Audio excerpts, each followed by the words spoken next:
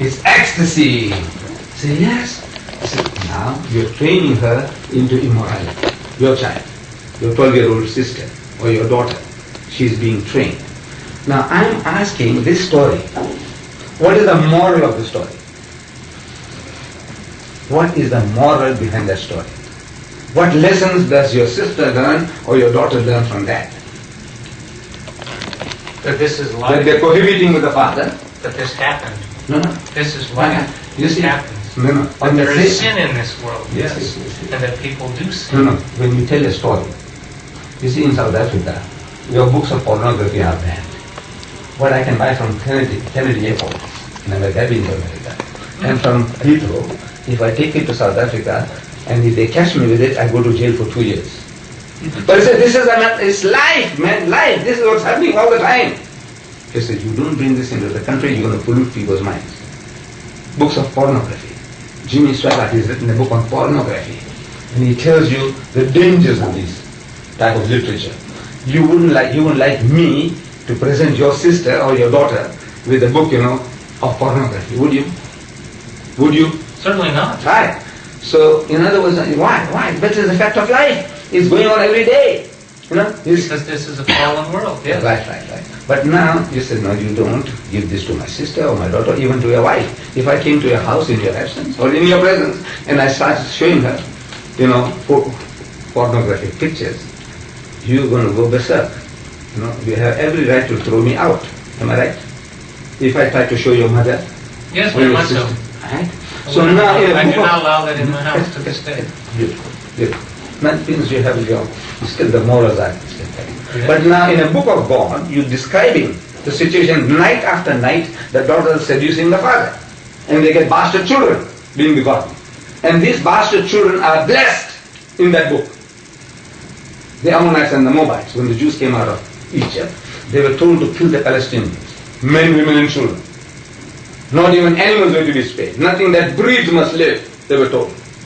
But the Ammonites and the Moabites shall not touch, because they are the children of Lot, having cohabited with his daughters. What's the moral?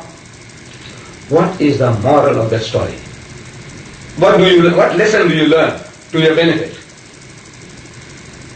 Dr. Vernon Jones, an American psychologist of great repute, he carried out experiments on groups of school children to whom certain stories were being read. And he said that these stories made certain slight but permanent changes in character, even in a narrow classroom situation. Whatever you tell the children of a certain age group, same age group, you tell them a different type of stories, and these stories have permanent effect on people's characters. They do. You read this? In my country, there were a couple of white guys caught for cohabiting with their daughters. And they said, well, it was written in the Bible, and there's nothing wrong with it, because God did not reprimand Lot. He didn't give him AIDS or syphilis or gonorrhea. Nothing happened. No reprimand. Nothing. So, it means it is accepted. Then we go a step further. Genesis, chapter 35, verse 22. I'm not sure I agree with your conclusion. No, just don't agree. Genesis chapter 35, verse 22. 35:22. It speaks about Reuben, the elder son of Jacob. He goes and sleeps with his father's wife, means has sex with her. I understand what that means. Yeah. Right. Because your sister would understand sleep with her, so well begin warming her bed, because she must be old. They said, no, he went and had sex with her, and Israel heard it. They told Israel, Jacob, that look, your son cohabited with your wife, that's his mother. And no reaction. There's no reaction. Stop.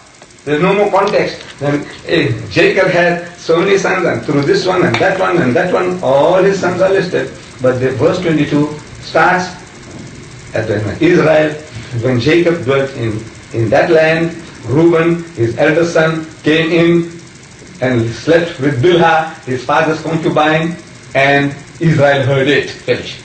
Close the book. What's the moral? Son cohabiting with his mother. What's the moral of that? Again, to reveal to mankind that there is sin in the world. And these are the evidences of the types of sin that are committed in the world. Okay? It also shows the shortcomings of mankind. And in showing the shortcomings of mankind, that they are indeed in need of cleansing. from their perverted ways. Does it say that? Okay? You Oh, see- throughout the word, No, yes, wait. it does. Now you read Yes, there it does. Lot cohabiting with his daughters. Is there a single word saying that this is not to be done? Ammon and Moab was not blessed. Okay? They did reap of the wrath of God because of the sins of the fathers. Yes. Were the Jews not told that kill the Palestinians, men, women and children, Okay. but the Ammonites and the Moabites thou shalt not touch? Oh, there were situations, yes, but they also, though, No, look, listen ahead. carefully. Listen All right. carefully. What is it? Why? Because they are the children of Lord. Him cohabiting with his daughters. Those bastard children are more blessed than the Palestinians. So they are a blessed people compared to the Palestinians. That's a book, that's a lesson. Reuben goes and cohabits with his mother and not a single word of reprimand. Even the father didn't react.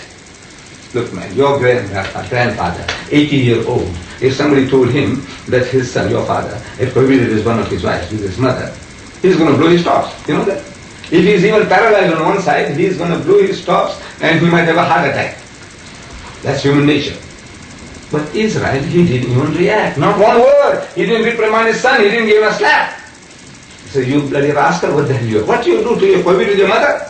There are so many whores in the world, prostitutes. Damn it all, you leave them and you go and sleep with my wife, with your mother. Not one word. Then still Genesis. Still Genesis. Don't go out. The types and types of incest. Look, this is a textbook on incest. The types that you can commit. 1 second. Chapter 38 speaks about Judah, the father of the Jewish race. He is going to Timnah to shear his sheep. Chapter 38 verse 15. Chapter 38 verse 15. Judah, the father of the Jewish race, is going to Timnah to shear his sheep. On the way he sees a woman sitting by the roadside.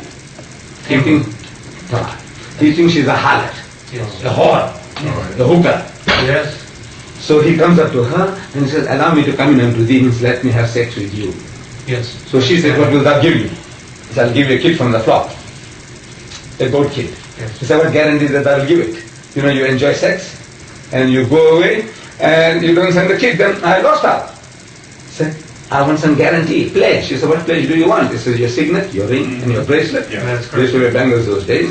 And your rod that he was holding in his hand. Correct. So the old man gave it to her and he cohabited with his daughter-in-law and immediately he made her pregnant. Twins in her womb. Yes, that's correct. Right? And these twins, the detail that is given how they were born. You know, one puts out his hand through his mother's hole and the nurse ties a scarlet thread. That's all written there. Yes. Right? And that guy pulls his hand back inside and then comes out the other guy. So she calls his name Fares. Fares means the guy who breaks the queue, who pushes people aside. And then came out his brother with the scarlet thread called Zara, because Zara means red in Hebrew. Zara means red in Hebrew, because he had the scarlet thread. And these two, children of incest, bastard children, they became the great grandfathers of your God Jesus Christ. That's correct. They are the great grandfathers of your God Jesus. So I'm asking, what is the moral you learn? Children of incest, bastard children of the highest order, you go and commit adultery with somebody else's wife or daughter, that's adultery. But incest is worse than that. This guy committed incest with his daughter-in-law, and the bastard children become the great grandfathers of your God Jesus Christ, of their God, because you don't believe that is God. Of your Christian God Jesus. Am I correct? Yes. Right. What is the moral of that?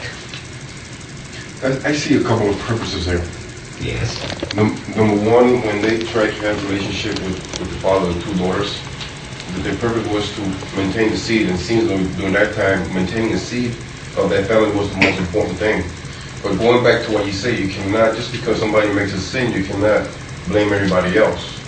And number three is that he wasn't aware of what's going on because he was drunk, and the two ladies did. So you cannot pass the sin to everybody.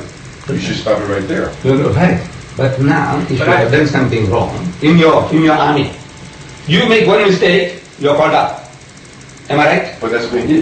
Yes. Any soldier, not you only, every soldier, left, right, left. You're out of step, you pull up. Am I right? In your army, your training. Anything you do that's out of line, straight away you're pulled up.